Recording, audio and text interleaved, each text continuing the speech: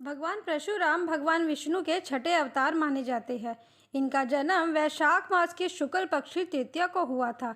इस दिन को अक्षय तृतीया के नाम से भी जाना जाता है। हिंदू धर्म में अक्षय तृतीया का बहुत महत्व है। इस दिन भगवान परशुराम का जन्म तो हुआ ही था, इसके साथ ही बहुत सी ऐसी शुभ घटनाएं भी घटी थी जिसका विवरण हमने हमारी वीडियो अक्षय तृतीया और अक्षय तृतीया पार्ट 2 में दिया हुआ है।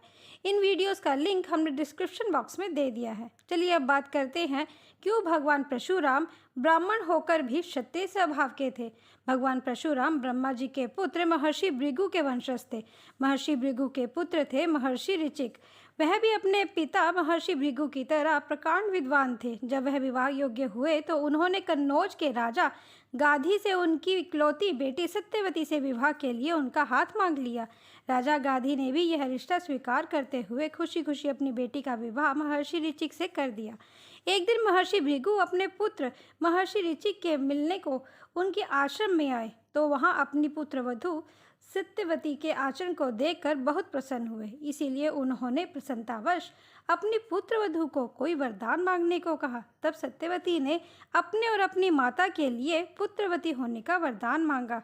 तब महर्षि भृगु ने वरदान स्वरूप 2 फल दिए, एक सत्यवती के लिए और दूसरा उनकी माता के लिए। जब सत्यवती ने सारा वृत्तांत अपनी माता को सुनाया तो उनकी माता ने ईर्ष्यावश सोचा कि जो फल वरदान स्वरूप सत्यवती को मिला है वह ज़्यादा अच्छा होगा। इसीलिए उनकी माता ने दोनों फल एक दूसरे से बदल दिए और उनकी माता ने सत्यवती का फल खा लिया और सत्यवती को अपना फल खाने को दे दिया।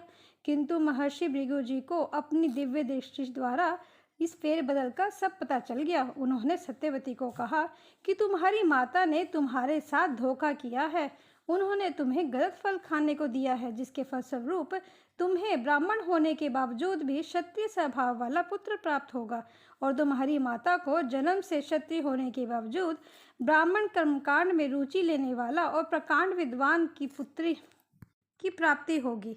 ऐसा ही हुआ। सत्यवती की माता और पिता राजा गाधी के प्रकांड विद्वान विश्वामित्र जी पैदा हुए, जिन्होंने कई वर्षों तक राज करने के पश्चात अपने ज्ञान और तप से अनेक सिद्धियां प्राप्त की और बाद में सप्त ऋषियों में भी अपना स्थान बना लिया। किंतु सत्यवती ने क्षमा मांगते हुए बहुत अनुनय विनय करने पर महर्षि भृगु मान गए और कहा कि सत्यवती का बेटा तो ब्रह्मोचित रहेगा, किंतु उनका पोता क्षत्रियों की तरह ही कार्य करने वाला होगा। इसीलिए सत्यवती के पुत्र जमदग्नि मुनि हुए, जो ब्रह्मोचित स्वभाव के थे। इनका विवाह राजा प्रसेनजित की पुत्री रेणुका से हुआ।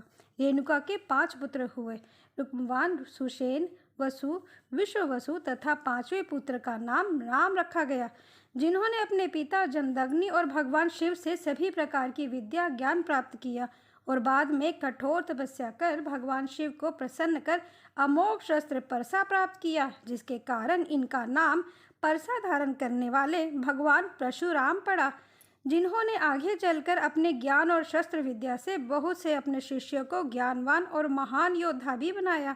भगवान परशुराम ने अपने शास्त्र विद्या और शस्त्र विद्या द्वारा क्षत्रियों के अहंकारपूर्ण दमन से विश्व को मुक्ति भी दिलाई।